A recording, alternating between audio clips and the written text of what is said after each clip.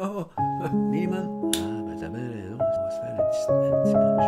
Du punch à 90. On embarque dans les 80, dans les 90. Dernière nouvelle des mondes perdus et autres contrées oubliées.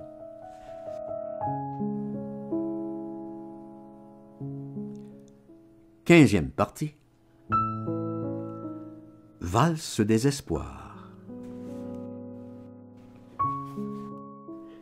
Avez-vous remarqué ces temps-ci comme les urubus volent bas? Et tous ces somnambules du grand mystère qui s'épuisent en odieuses fantaisies dans leur ville de papier, où le silence des muses ondoyantes et chafouines marque la scansion spasmodique de toute leur bataille perdue. Et moi, tel un funambule subversif, pataugeant furieusement parmi tous les éléments du désastre, oui, moi, qui m'esquinte le cerveau par-devers mes chroniques borroméennes, submergé que je suis par cet hiver de la grande solitude, aspirant au divin confort de la folie par-devers les 1001 nuits qui viennent, recherchant désespérément la fécondité de l'esprit et, fatalement, méditant sur la chute de l'Empire américain, miné qu'il est par une ruine obscure. Ah, voyez tous ces petits vortex fantômes qui ponctuent la valse des espoirs fanés, alors qu'au-delà des barbelés furibars, tous les avatars des barbares barbus avec leurs gros bazookas combinatoires vont s'abreuver à même les énormes barriques poussives du petit bar au perroquet noir, près du grand bazar au poivre bleu sur la rue du Balbuzard chauve, à Zanzibar. Bizarre, non? Et que penser de la dame aux camélias que je croise tous les matins rue du Sabot de la Vierge, alors que je médite sur le bon usage de l'ivresse, perdu que je suis dans les brumes bleutées de l'aurore? Voilà, à mon sens, qui constituent de beaux petits fragments de paradis qui me font croire que j'ai, en quelque part, la sympathie d'un dieu des petits riens. Et de la même façon, ce Noël 2020 aura l'inestimable avantage de nous libérer de tous ces vieux cons dans le vacarme assourdissant des fêtes. Et si tant il est qu'on ait un minimum de jarnigoine, il nous faudrait s'emparer séance tenante de la montagne des destins perdus avant qu'une terrible hécatombe ne s'abatte sur le camp des justes.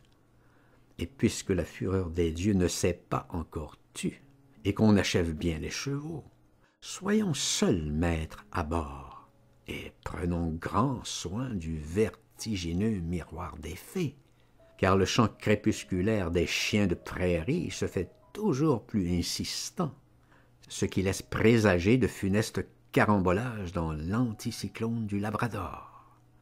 Mais je me dois de rappeler à votre bon souvenir la légende de l'ange bleu et de l'orque noir, ce qui aura l'heure de vous confirmer une fois pour toutes qu'on ne badine pas avec l'amour.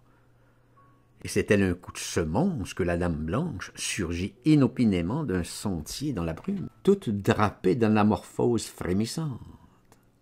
Alors là, je peux vous dire que les jeux sont faits et que rien ne va plus, car dans l'ombre immortelle de Rimbaud plane l'infinie solitude du magicien, et moi, oui moi, tel un sybarite chargé de bagages en porcelaine, je ne peux que sauter à bord de mon brigantin, direction l'Atlantide mythique, où la dualité héraclitéenne me sauvera in extremis de tous ces vulgaires petits bas-fonds sordides et putrides, et où, au-delà desquels, je pourrai rencontrer l'énigmatique reine des signes cabalistiques.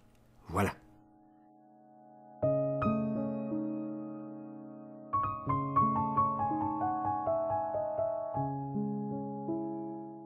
Mais, car il y a un mais.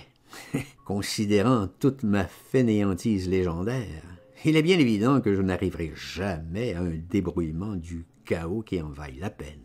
Hélas, le meilleur des mondes sera toujours hors de ma portée. Et malgré toutes mes métamorphoses récurrentes, je n'aurai jamais accès à la cité des mystères antiques. Et c'est là-bas, près du pont, et quelque peu piteux, que je rencontre Daphnis et Chloé.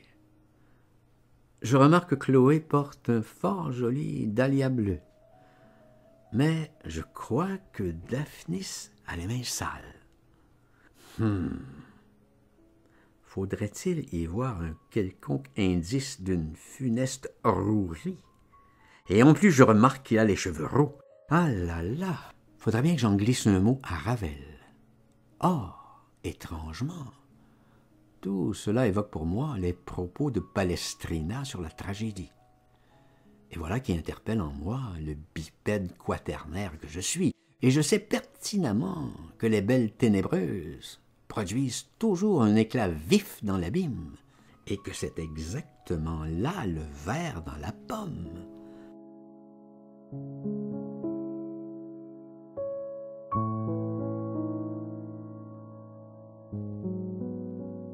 Ce qui, forcément, nous ramène encore au bureau des amours perdus et non réclamés.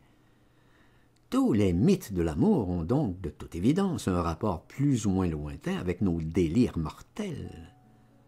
Et je relis mon journal d'un galérien. Je vois que j'y avais noté ceci.